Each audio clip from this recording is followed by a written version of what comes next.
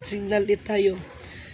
9:51 AM. Puri na nagsugo, hindi ang mga sinugo. Okay. Hindi ko na ito patatagilin pa kasi mapaos ako.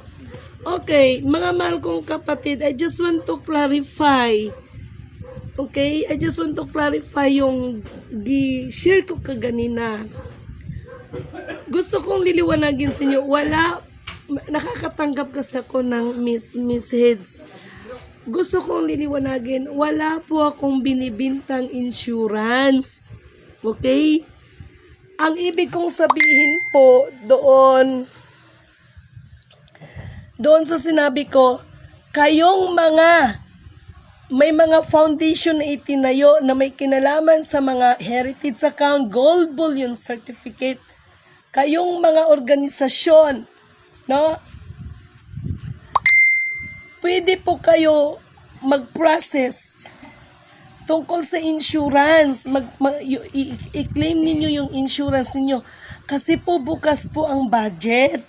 Okay, willing po ako makipagtulungan. Ay, nasa na naman ba yun? Nandito sa ano ko.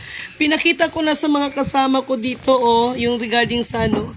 Kasi nga sabi ko, nag-ano ba ako, kahit masama pakiramdam ko, kahit paos-paos ako, inano ko sa inyo. Ang tanong, ma'am, paano yan? Hindi naman kami member sa kanila. Wala pong problema. Yan, kaya nga po ito yung sinasabi ko. Dapat po kasi yan, wala naman po talagang dapat na mga organisasyon ng ganyan.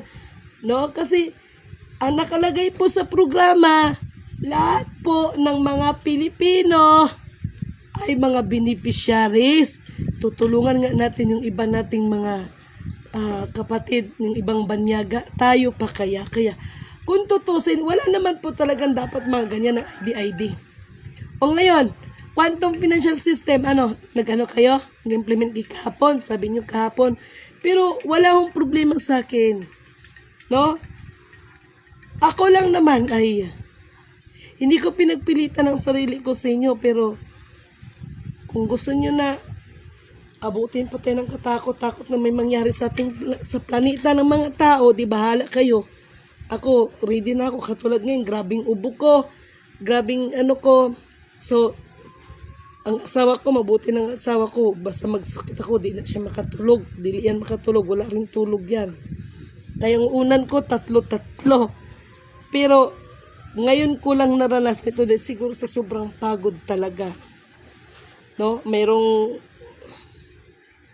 ewan ko kaslat. Dato, nasa na kay Dato? Kasi kailangan kong ipadala yung kailanganin ng mga tao dahil nakagawa na ako.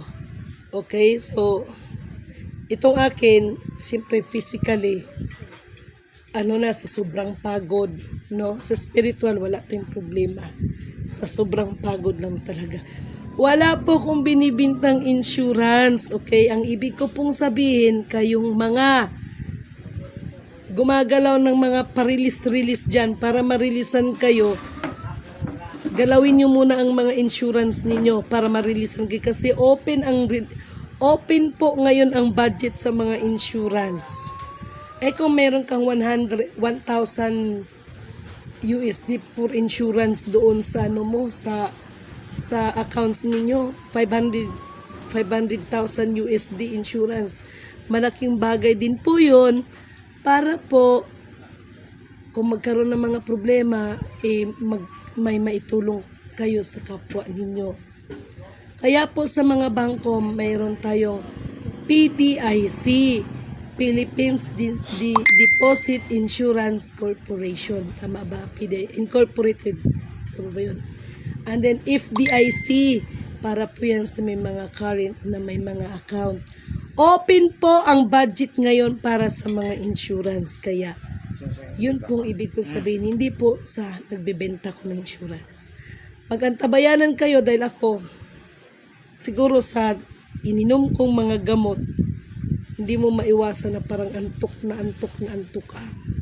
Sa dami ng ininom na gamot, dahil kung hindi ako iinom niyan, matiko ka ako nito. Pakiramdam ko nga yung likod ko kagapon para na akong pakiramdam ko para akong gulong na kailangan ibubulkit. So, siguro sa dami ng ininom na gamot, parang aantukin ka.